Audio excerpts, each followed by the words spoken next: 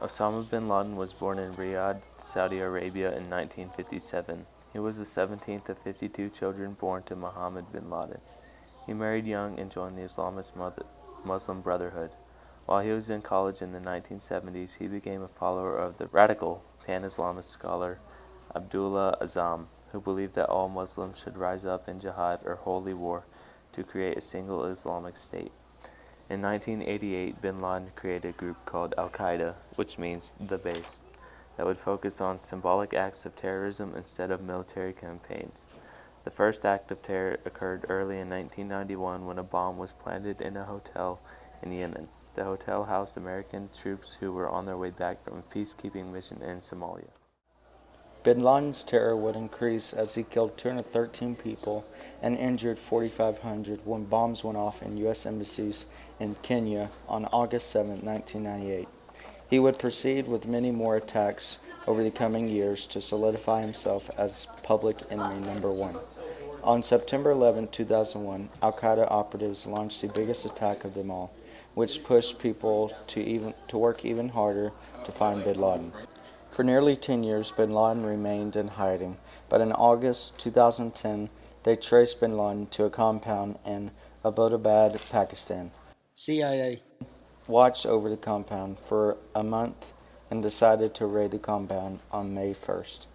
Shortly after 11 o'clock on the night of May 1st, two MH-60 Black Hawk helicopters took off from Jalalabad airfield in eastern Afghanistan. On the helicopters were 23 Navy SEALs from SEAL Team 6 and a Pakistani translator as well as a dog named Cairo. They flew without lights and radio communication was held to a minimum to avoid detection. The helicopters were modified to mask heat, noise, and movement. The helicopter's exterior had sharp, flat angles and were covered with radar-dampening skin. During the 90-minute helicopter flight, the SEALs rehearsed the operation in their heads.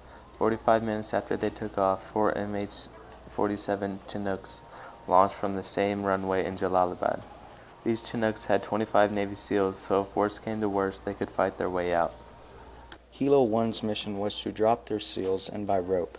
As they were hovering above the compound, something went seriously wrong.